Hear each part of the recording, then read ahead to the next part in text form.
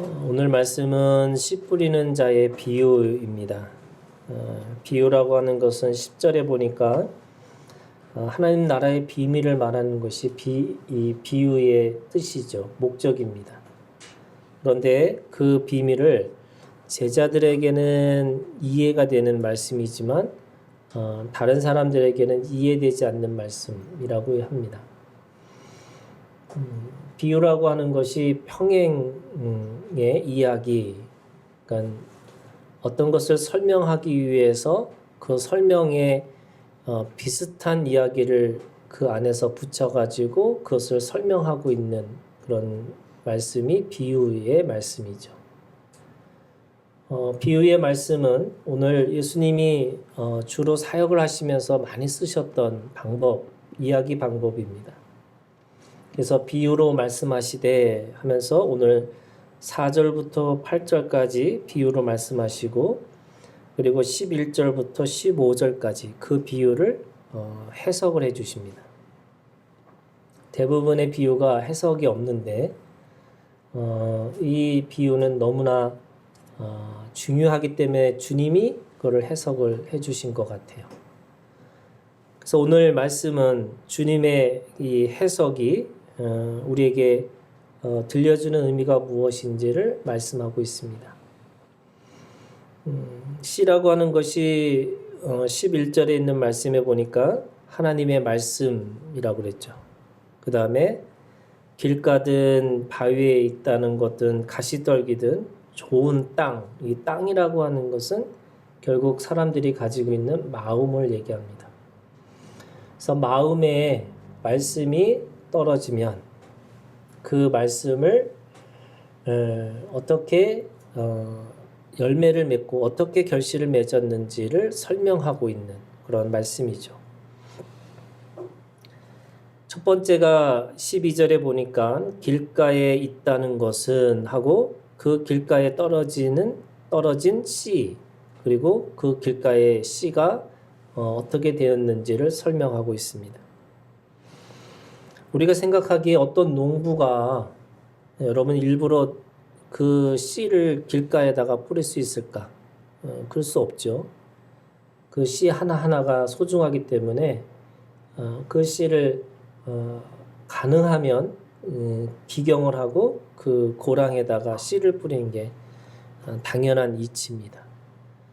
그런데 왜 오늘 이 말씀에는 길가라고 하는 것에 떨어진 씨에 대해서 이야기할 수 있을까? 아마도 우리가 생각하고 있는 그래서 이 씨를 땅에다가 묻어가지고 종자를 심는 그런 방법이 아니라 뿌리는 그런 씨를 지금 이야기하고 있습니다. 근데 뿌리더라도 이 고랑과 그죠? 그렇게 기경 안에다가 뿌리는 거지 누가 일부러 길거리에다가 뿌릴 수 있을까? 근데 그거는 이스라엘 사람들의 땅을 생각하면 금방 우리가 이해할 수 있는 말씀입니다. 가나안 땅은 척박한 땅이에요. 그 척박한 땅이라고 하는 말의 의미는 그 땅은 석회함이고요. 척박한 토양입니다. 그래서 돌이 섞여 있고 당연히 그 안에는 이 네 가지 종류의 그 의미의 토양들이 다 섞여 있는 땅이 이 가나안 땅의 이 토질이 그렇다는 겁니다. 그러니까 우리가 생각하고 있는 지금 한국의 땅, 그래서 기경을 하고 그러면 어느 정도 좀 골고루 흙이 섞여 있는 그런 땅이 아니라 이미 그 땅은 다 네 가지가 함께 섞일 수밖에 없는 땅이라는 것을 가지고 있습니다. 그런 의미에서 이 네 가지의 이 땅은 이 가나안 땅이 네 종류의 사람일 수도 있고요. 또 우리가 가지고 있는 마음, 한 사람의 마음의 네 가지 마음이라고 할 수도 있습니다. 그래서 기경을 하고 또 고랑을 만들어서 뿌리지만 그 뿌리는 그 땅의 토양이 길가처럼 단단한 곳이 있고요. 또 바위가 숨겨진 땅이 있고요. 그리고 가시떨기가 있는 그런 땅이 있고 좋은 땅이 있다. 네 종류의 사람이 있는 것도 있지만 한 사람 안에 이 네 가지의 마음이 그대로 있다는 것도 의미하고 있습니다. 이 두 가지가 다 포함되고 있다는 거예요. 그러면 첫 번째 길가라고 하는 마음의 자리이죠. 우리가 생각하는 이 길가라고 하는 이 마음의 자리라는 게 무엇일까? 말씀을 보면 이 길가의 마음의 상태가 마귀가 침입하는 자리입니다. 보세요. 12절에 마귀가 가서 그들이 믿어 구원을 얻지 못하게 하려고 말씀을 그 마음에서 빼앗는 것이다.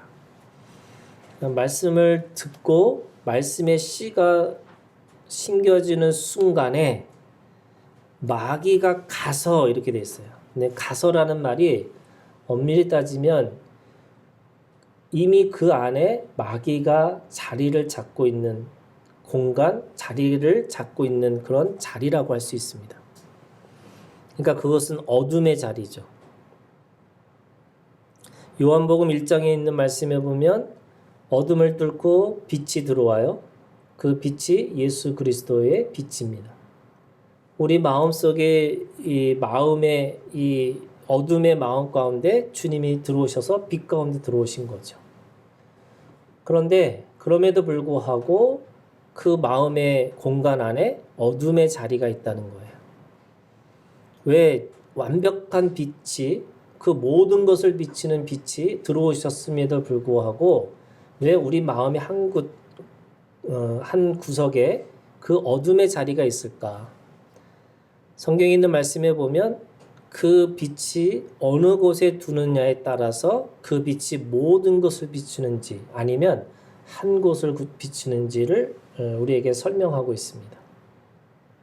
그것은 등경 위라고 하는 가장 꼭대기에 두면 그 빛이 모든 것을 비추지만 가장 낮은 곳에 두면 그 빛으로 어둠이 있다는 거예요.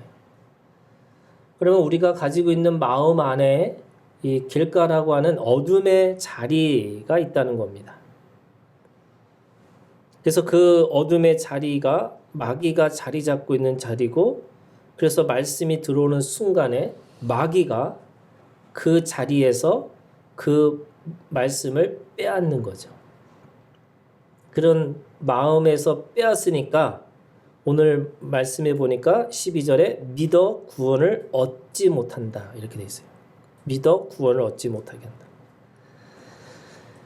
마귀가 차지하고 있는 어둠의 자리, 이것이 영적 전쟁의 자리입니다. 주님이 광야에서 받은 시험이 마귀가 차지하고 있는 광야였죠. 그곳에서 주님은 마귀에게 능력의 시험과 기적의 시험과 권세의 시험을 받았습니다. 그곳에서 주님은 다시 말씀을 기억하고 하나님을 기억하고 마귀를 내쫓는 영적 전쟁을 치릅니다. 이 광야가 바로 길가의 마음으로 내가 무너진 자리입니다. 두 번째는 13절에 바위 위에 있다는 것은 이라고 하는 바위라는 마음의 자리입니다. 말씀의 씨가 흙에 덮인 돌 같은 마음의 자리 위에 떨어졌습니다. 그 마음의 자리는 흙으로 보이지만 그 바닥은 바위죠. 그렇기 때문에 신앙의 뿌리라고 하는 그 씨가 우미터서 이제 생명으로 자라나기 위해서 뿌리를 깊이 내려야 되는데 그 바위 때문에 그 뿌리를 깊이 내릴 수가 없습니다. 그 뿌리를 깊이 내리지 못한다는 뜻이 뭐냐? 13절에 있는 말씀에 보니까 잠깐 믿다가 시련을 당할 때, 그러니까 시련이라고 하는 이 외적인 사건을 통해서 믿음을 유지할 수 없다는 겁니다. 뿌리를 깊이 내리기 위해서는 이 외적인 사건들을 만나서 그 외적인 사건들을 뚫고, 그죠? 돌을 뚫고 바위를 뚫어서 뿌리를 깊이 내려야 되는데 그걸 내릴 수 없다는 겁니다. 이 외적인 사건이라고 하는 것은 세 가지 차원이 있습니다. 사람의 매와 인생의 채찍이라고 하는 사람이 가지고 있는 그 사람의 매 인생의 책찍이라고 하는 것을 통해서 하나님은 그것을 깨트리기를 원하시는데 그 원하시는 하나님의 그 사랑이 사건으로 온다는 거예요. 이게 요나입니다. 요나가 그 세 가지 사건을 통해서 하나님 앞에 돌아오기를, 다시 말해서 그 바위 같은 마음을 깨트리기 위해서 하나님이 사건을 주시는 거죠. 근데 이 바위 같은다는 것이 뭐냐면 사람이 가지고 있는 고집과 편견입니다. 자기가 가지고 있는 어떤 고집, 마음의 그 외골수죠. 그 다음에 편견, 한쪽으로만 치우친 마음입니다. 요나는 그런 사람이었어요. 이스라엘 선민이라고 하는 자신의 민족만 구원받는다라고 하는 그런 선민의 사상이 있었고, 또 원수의 나라 아수르의 느느웨로 가서 하나님이 말씀을 전하고 하니까 그 원수라고 하는 고집과 편견에 잡혀 있었습니다. 근데 하나님이 그 고집과 편견을 깨트리기 위해서 첫 번째 사건을 주신 게 자연의 사건입니다. 그게 요나가 하나님의 말씀을 들었는데 느느웨로 가지 않고 다시스로 갈 때 그때 만난 사건이 큰 바람과 큰 폭풍입니다. 큰 바람과 큰 폭풍을 만나고 그것을 통해서 하나님이 돌아가기를 원하고 계시는 거죠. 근데 돌아가지 않고 그 순간에도 깨닫지 못하는 게 요나입니다. 큰 바람과 큰 폭풍이라고 하는 것은 외적으로 나타나는 사건들입니다. 내 주위에서 일어나는 사건, 사고, 또 우리가 늘 이 시대 속에서 뉴스를 듣고 그 안에서 일어나는 사건과 사고들, 그 모든 것들이 사실은 나를 고치기 위해서 내가 가지고 있는 고집과 편견을 깨뜨리기 위해서 주시는 하나님의 방편들입니다. 그래서 나를 고치는 사건으로 그것을 바라보라는 거죠. 두 번째는 사람의 사건입니다. 요나가 제비뽑기를 통해서 이 모든 사건의 주인공이 누구냐? 바로 요나라는 것을 깨닫게 합니다. 그러면 요나가 하나님께 회개하고 돌아와야 되죠. 하지만 그 고집과 편견의 힘이 얼마나 강한지 자신에게 있는 허물이 무엇인지를 깨닫지 못합니다. 제비뽑기라고 하는, 그래서 자신이 주인공이라고 하는 것을 그냥 바로 지적을 했음에도 불구하고 그 지적한 자신을 바라보지 못합니다. 이것이 사람을 통해서 주신 사건입니다. 우리가 그런 사건을 만나면 무릎을 꿇고 그 사람들과 함께 하나님 앞에 회개하고 돌아가야 하는 거죠. 요나는 그때도 자신의 죄를 모르고, 그래서 그 주님이 3차 사건을 우리에게 허락해 주십니다. 그 3차 사건이 스올의 사건입니다. 물고기 뱃속에서 경험한 자신의 죽음의 자리죠. 그 스올이 어둠이란 뜻이죠. 그 스올의 경험으로 요나는 그 바위 같은 고집과 편견이 무너지고 말씀의 뿌리를 깊이 내리게 됩니다.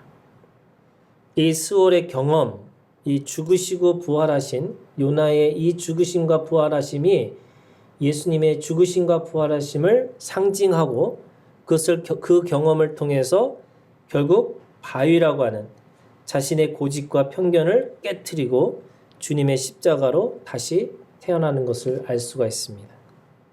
이것이 부활의 신앙이죠. 세 번째는 가시떨기라는 마음의 자리입니다. 그러니까 말씀의 씨를 받아서 마음의 자리에 그 말씀의 뿌리를 깊이 내립니다. 그러니까 뿌리는 내려진 거예요. 그래서 어떤 사건을 만나도 이제 흔들리지 않습니다. 이미 부활의 신앙을 가지고 있기 때문에 뒤돌아보지도 않습니다. 근데 문제는 뭐냐? 여전히 내적인 문제가 있는 거예요. 그걸 줄기가 막혔다고 표현합니다. 줄기가 막힌 것으로 내적인 신앙의 문제가 있다는 거예요. 오늘 14절에 있는 말씀에 보니까 가시떨기에 떨어졌다는 것은 말씀을 들은 자이나 지내는 중, 그러니까 줄기입니다. 이생의 염려와 재물과 향락의 기운이 막혀 온전히 결실하지 못하는 자요. 부활의 신앙은 가지고 있어요.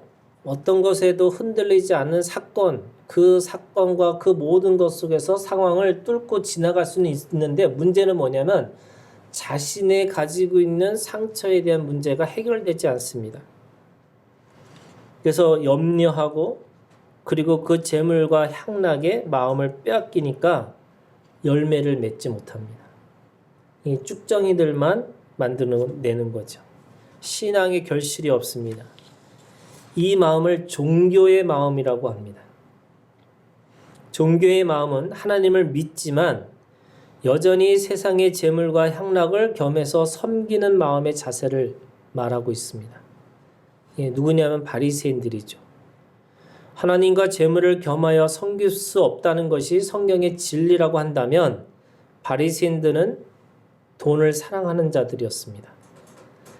영생을 질문하던 부자 청년도 근심하고 세상으로 돌아갔습니다.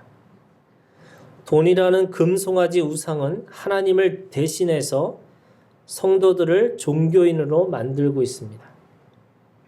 돈은 일만 악의 뿌리인데 이 뿌리의 줄기를 제거하지 못하면 복음의 씨가 결실을 할 수가 없습니다. 저주받은 무화과 나무처럼 열매는 없고 무성한 줄기만 있습니다. 물질 축복, 건강 축복, 성공 축복만을 바라는 종교의 마음은 날마다 염려와 두려움 가운데 우리를 살게 할 수밖에 없습니다. 제가 요즘에 들은 이야기 중에 하나가 가난하면 가난할수록 사람들이 낙관주의가 된다는 거예요. 이게 저는 엄청나게 은혜를 받았어요. 우리가 가지고 있는 사람, 내가 뭔가를 누릴 수 있다고 생각하는 사람일수록 염려와 두려움이 더 많아진답니다. 근데 나는 없는데 왜 염려하고 두려워하고 있어요? 자기가 있다고 생각하기 때문에 그렇다는 거예요. 여러분, 있다 없다는 자기가 정하는 거예요. 어떤 사람은 돈이 100억이 있어도 없다고 생각하는 사람이 있고요. 어떤 사람은 10만 원이 있어도 나는 있다고 생각하는 사람이 있습니다. 그러면 정말 없다고 생각하는 사람은 어떤 사람이냐면 세상에서 낙관주의로 살 수밖에 없다는 거예요. 오늘 물질 축복, 건강 축복, 이 성공 축복이라고 하는 이 바리새인들, 이 종교심이라는 말은 결국 불안하고 염려하기 때문에 내가 예배하고 기도하고 내가 그 안에서 살아가고 있는 거죠. 그러나 하나님의 말씀 안에서 오늘 우리가 이 가시떨기라고 하는 이 내적인 문제의 속을 내가 치유받지 않으면 내가 그 안에서 열매를 맺을 수 없어요. 그러면 그 내 마음의 치유는 어떻게 이루어지느냐? 성령의 충만함이죠. 성령은 우리에게 두려움이 없게 하십니다. 세상과 맞설 수 있는 용기도 성령의 힘이고요. 낭떠러지에도 자신의 몸을 던질 수 있는 용기도 성령의 능력입니다. 신앙의 마음은 감사하고 기쁨이고 즐거움이라고 하는데 그 감사와 기쁨과 즐거움이라고 하는 것은 성령이 아니고서는 우리에게 줄 수 없는 능력입니다. 성령과 함께 살아가야 막혀있던 줄기죠. 내적인 치유의 역사가 일어나게 됩니다. 이것이 바로 성령의 사람임이죠. 길가든 바위든 가시떨기든 결실이 없는 나무는 저주를 받습니다. 영원한 불에 태워지는 거죠. 하나님의 열매는 절대로 사물을 왜곡하지 않습니다. 하나님의 열매는 그 사물을 설명하는 사변에 빠지지 않습니다. 성령의 열매는 사물을 부정하는 거짓 가운데 있지 않습니다. 하나님의 열매는 행위의 열매라고 그랬어요. 믿음의 행위입니다. 그 열매는 피와 땀과 눈물이라는 주님의 희생으로만 가능한 생명의 결실입니다. 그러면 마지막에 15절에 그 생명의 결실을 맺을 수 있는 곳이 어디냐면 좋은 땅이라는 마음의 자리입니다. 좋은 땅은 100배의 결실이 있다고 그랬죠? 이 100배라는 말은 사람이 이룰 수 있는 최고치가 100배입니다. 하나님의 최고치는 천이에요.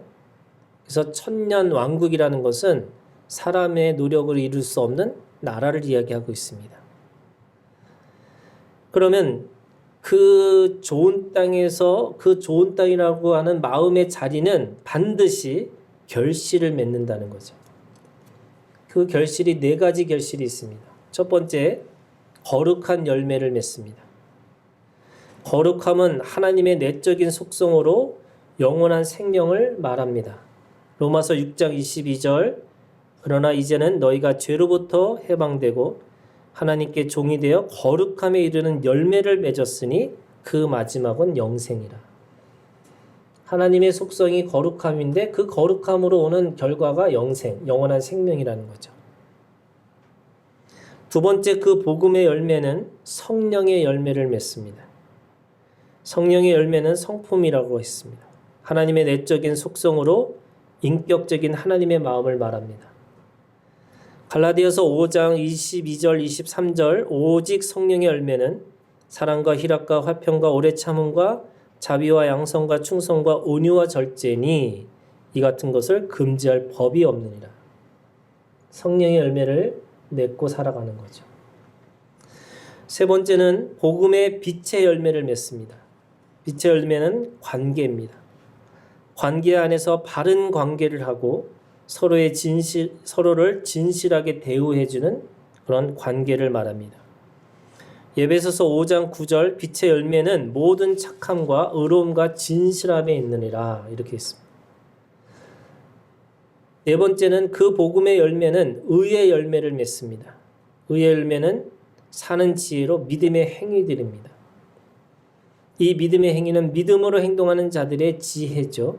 야고보서 3장 17절 18절 오직 위로부터 난 지혜는 첫째 성결하고 다음에 화평하고 관용하고 양순하며 긍휼과 선한 열매가 가득하고 편견과 거짓이 없나니 화평하게 하는 자들은 화평으로 심어 의의 열매를 거두니라. 의의 열매를 걷는 거죠. 그래서 거룩한 열매, 성령의 열매, 빛의 열매, 의의 열매. 이 열매를 맺기 위해서 우리가 무엇을 해야 될까? 그것이 누가복음 8장 15절에 있는 말씀에 보면 착하고 좋은 마음 이렇게 되어 있습니다. 이 착하고 좋은 마음이라는 게 뭐냐? 뒤에서 설명하고 있어요. 3가지입니다. 착하고 좋은 마음이라는 것은 말씀을 듣고 지키는 자죠. 말씀을 듣고 지키는 자입니다. 말씀의 자리가 마음이라고 그랬잖아요. 그래서 기독교는 마음을 수련하는 종교가 아니고 마음을 지키는 신앙입니다. 그러니까 수련한다고 하는 뜻은 자신의 육신의 노력을 말하고 있습니다. 아무리 육신이 노력해도 안 된다는 것이 율법의 가르침이죠. 613가지 율법의 행위를 따라가라고 해도 마음은 원이지만 내 몸의 육신은 따라갈 수 없다는 게 우리가 가지고 있는 진리입니다. 그러면 어떻게 해야 할까? 이 마음의 자리에 말씀이 심어지기를 노력하는 겁니다.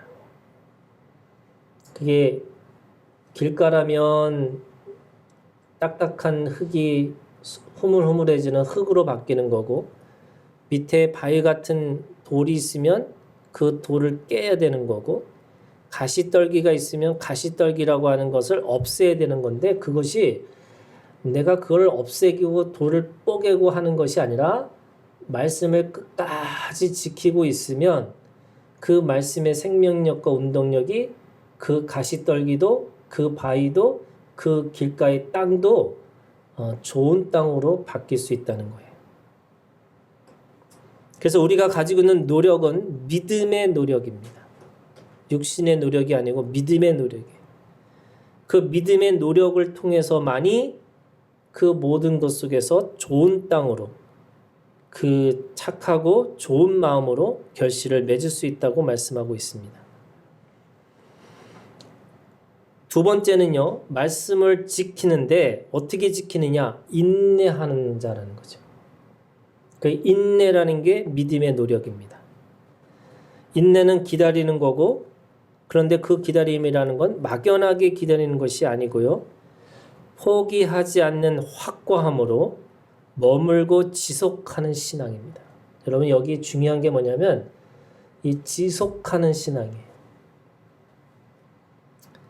우리가 기다린다는 거는 막연하게 그것이 그냥 되어질 것이라고 찾는 게 아니고요, 그 기다리는 것 속에서 내가 할 수 있는 만큼 최선을 다하고 있는, 그 머물고 지속하고 있는 마음의 믿음의 노력입니다. 근데 뭘 지속해야 돼요? 말씀이 나를 이끌기 위해서, 말씀의 열매를 맺기 위해서 그 열매가 100배가 되기까지 포기하지 않고 지속적으로 마음을 지키고 있는 신앙 생활입니다. 예배를 밥 먹듯이 해요? 기도를 숨 쉬듯이 하는 거예요? 말씀을 연구하고 봉사하고 관계하는 것을 그냥 내 일상의 삶처럼 하고 있습니다. 지치지 않고요, 지속적으로 그것을 하고 있습니다. 그러면 날마다 새로운 마음을 가지고 기대하는 마음으로 기다립니다. 기대하고 그 열매가 열리기까지 주저하지 않습니다. 이것을 하나님 나라의 DNA라고 하는 믿음, 소망, 사랑이라. 믿음, 소망, 사랑이라고 하는 하나님 나라의 DNA를 가지고 우리가 그렇게 일상의 삶을 살아내면 착하고 좋은 마음으로 변화되고 착하고 좋은 마음을 통해서 열매를 맺게 된다는 거죠. 그래서 마지막 세 번째가 결실을 맺는 자입니다. 그래서 착하고 좋은 마음이라는 게 뭐냐? 말씀을 듣고 지켜요. 말씀을 듣고 지킨 자가 인내해요. 말씀을 듣고 지키고 인내하는 자가 결실합니다. 내 삶에서 마침표를 반드시 찍어야 되는 건데, 그 말씀의 그 마침표라고 하는 것은 이 100배의 부요함과 풍성함을 경험하는 신앙입니다. 반드시 열매가 있어야 합니다. 열매가 없으면 거짓이고 가짜고 불입니다. 결실은 지금 이곳에서 이루어져야 하는 거죠. 하나님 나라에서는 이룰 수가 없습니다. 하나님 나라에서는 영원한 누림만 있기 때문에 오늘 우리가 육신을 갖고 있는 그 믿음의 행위를 통해서만이 반드시 그 결실을 맺고 살아갈 수 있습니다. 그런 의미에서 그 결실을 맺는 시간은 유한한 거죠. 무한하지 않습니다. 70이고 강건하면 80이고 우리 인생의 시간 속에서 하나님이 주신 것을 반드시 결실을 맺고 살아가야 되는 거죠.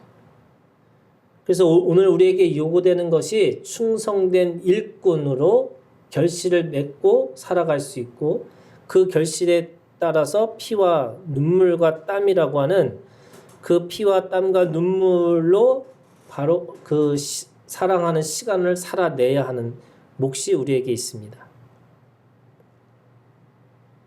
그렇기 때문에 인내로 결실하는 인내 신앙이 중요한 거죠. 우리가 말씀이 응할 때까지 말씀으로 살아내는 인내가 필요합니다.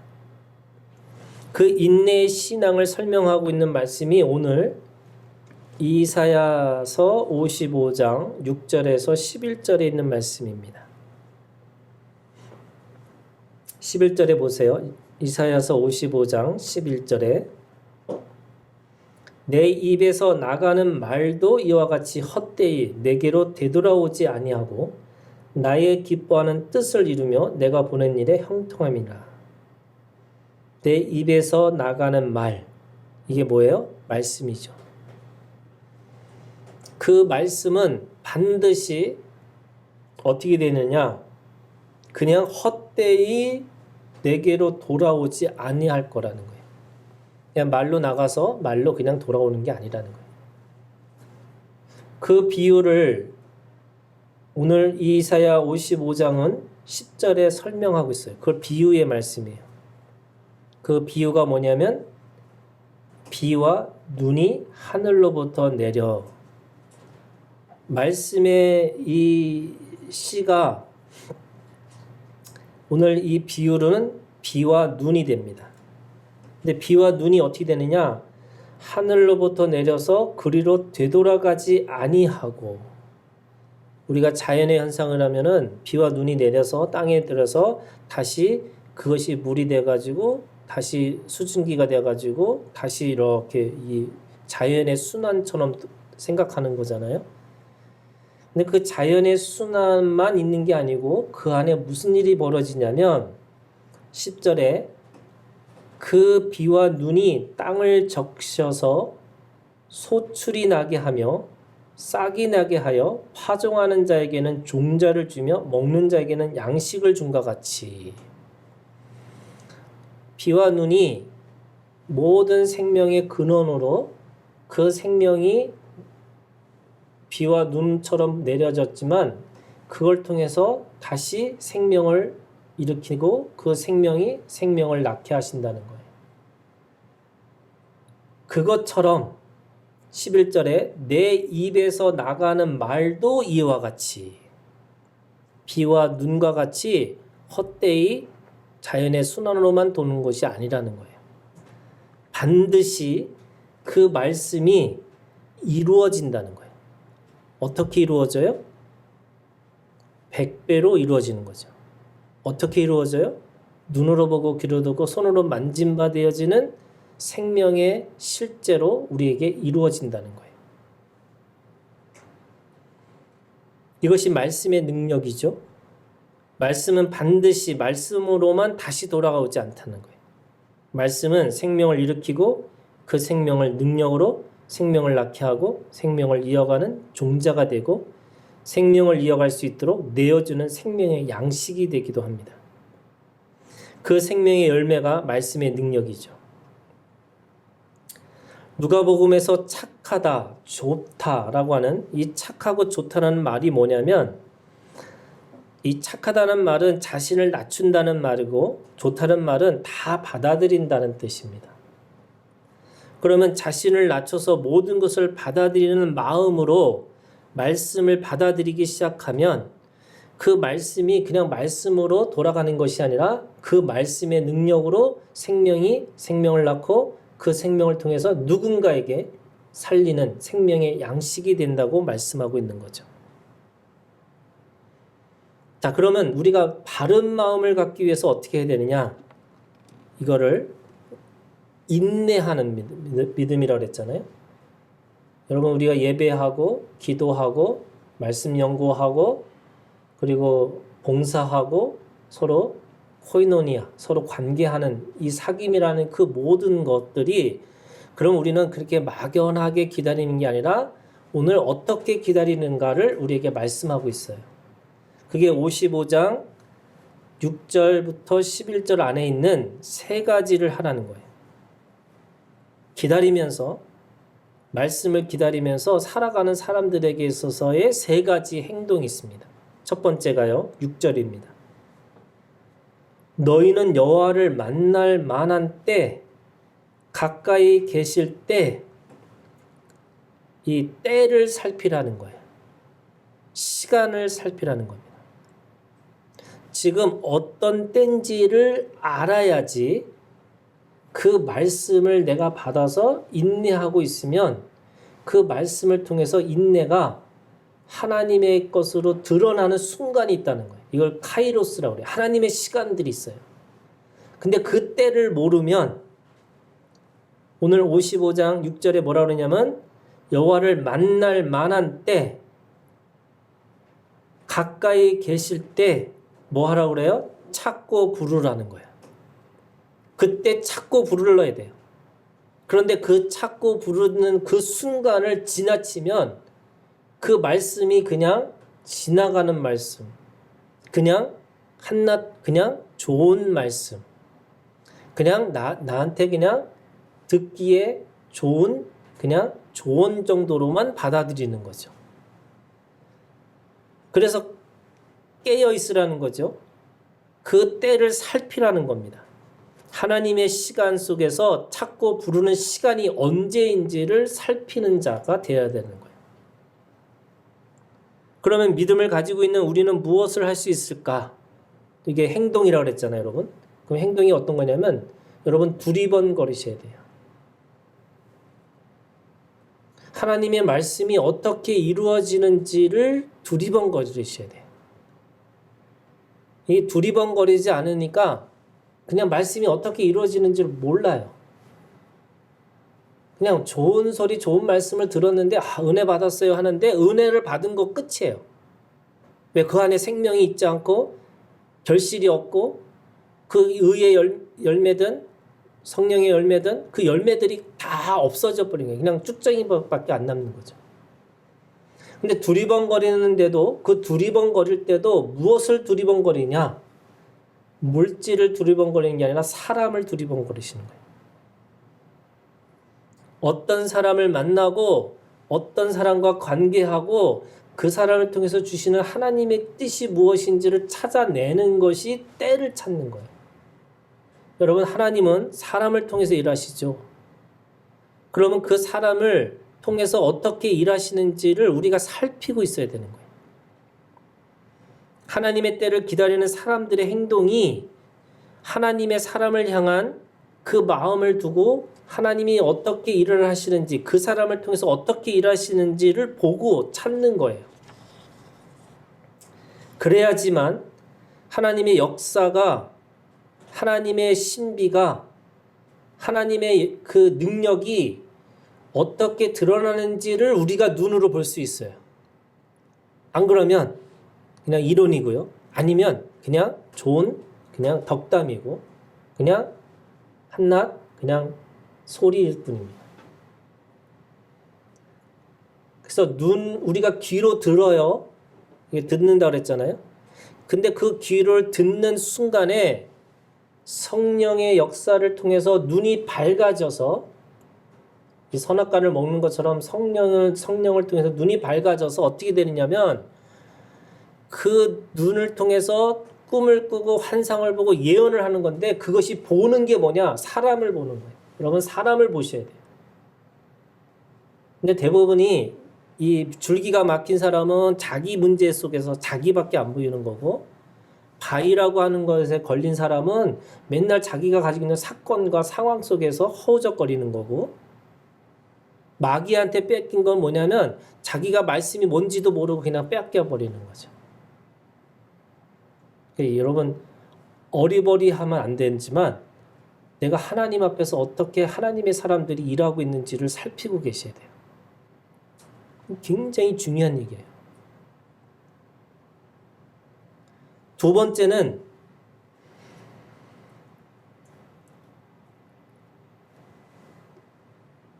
(8절에) 이는 내 생각이 너희 생각과 다르며 내 길은 너희 길과 다름이니라 여호와의 말씀이니라. 하나님의 생각과 하나님의 길이 다르다는 게 뭐냐? 이 다르다라는 것이 우리가 생각하는 수단과 우리가 생각하는 방법이 다르다는 거예요. 나는 내가 계산해가지고 이런 방법이 가장 최선의 방법이고 이 수단이 최선의 수단이라고 생각하는데 하나님의 방법과 하나님의 수단은 다르다는 거예요. 예를 들면 이런 거죠. 내가 얼마씩 모아가지고 뭐 집을 사고 내가 얼마씩 모아서 뭔가를 사야 된다고 생각하는 거죠. 저는 그게 나쁘다고 생각하지 않아요. 당연히 그런 합리적인 사고를 해야 되는 거죠. 그러나 하나님의 생각과 하나님의 방법, 하나님의 수단은 다를 수 있다는 거예요. 그러면 이 다르다라는 말이 도대체 어떤 의미일까? 어떤 행동을 얘기하는 걸까? 저는 이게 낙관주의라는 상상하는 거예요. 여러분 상상하셔야 돼요. 믿음은 상상하는 거예요. 믿음은 꿈을 꾸는 거예요. 믿음은 내가 하나님 앞에서 환상을 보고 예언하는 거라 그랬잖아요. 내가 하늘의 소리를 들은 사람에게는 꿈을 꾸기 시작해야 되는 거예요. 그 꿈을 통해서 하나님이 어떻게 일하실 것인가에 대해서 계속 내가 보고 말하기 시작하는 거예요. 보고 말하기 시작하면 그 보고 말한 것대로 결실이 맺어지는 거죠. 왜? 그 말은 하나님의 약속에 의해서 말하기 때문에 그런 거예요.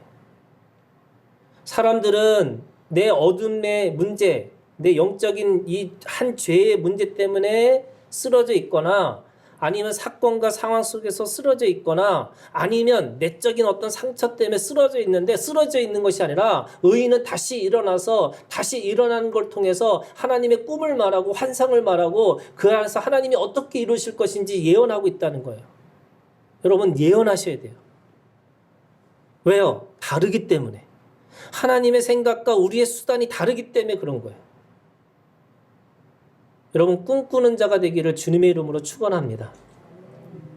꿈꾸셔야 돼요. 다르다라는 게 신비잖아요. 여러분 하나님의 방법이 신비예요. 그러면 그 신비가 오늘 우리가 그 자연의 순리에서 예배드리고 기도하는 건 우리가 가지고 있는 순리예요.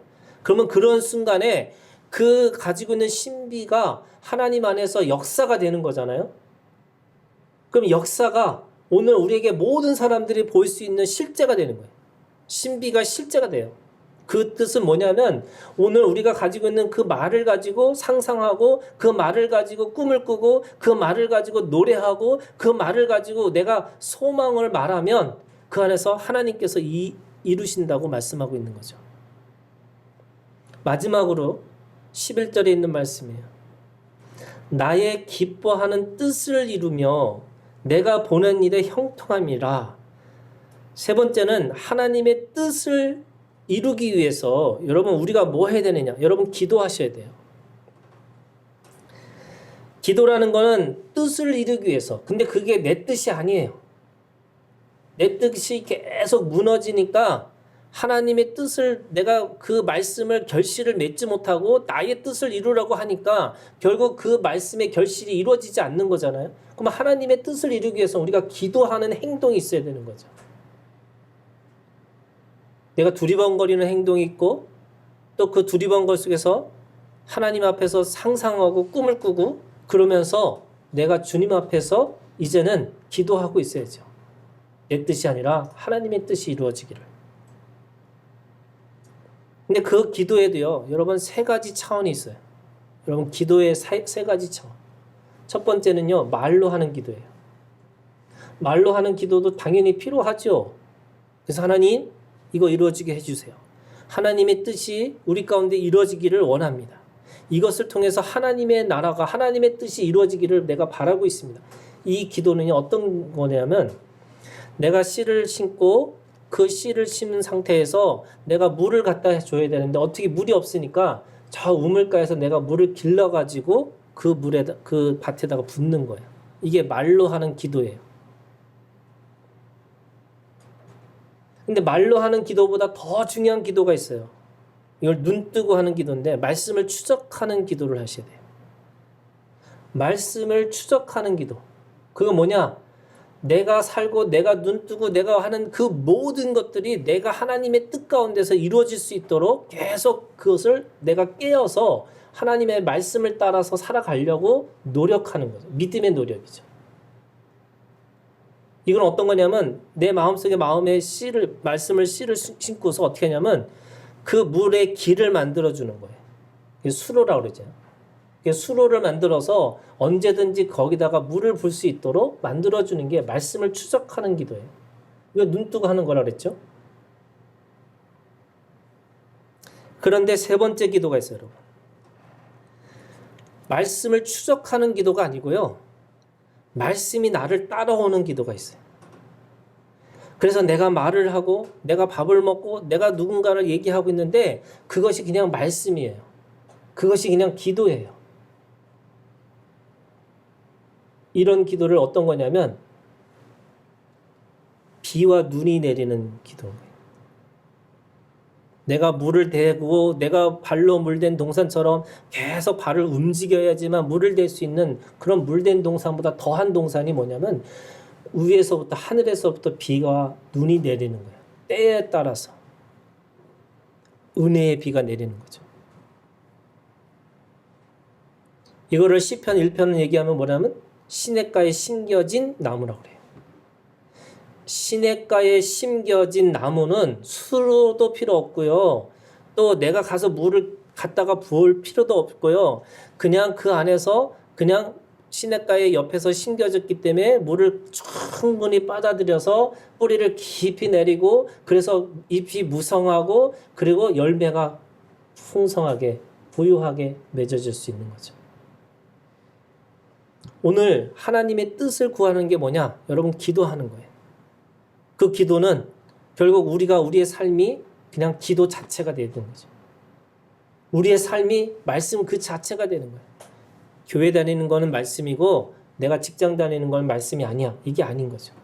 내가 밥 먹는 거는 그냥 내가 밥 먹는 거고 내가 교회에서 밥 먹는 거는 하나님 나라를 위해서 먹는 거야. 이게 아니고 내가 무엇을 하든 그 자체가 내 삶이 그냥 말씀이 나를 따라올 수 있는 그런 삶으로 기도하고 사시는 거죠.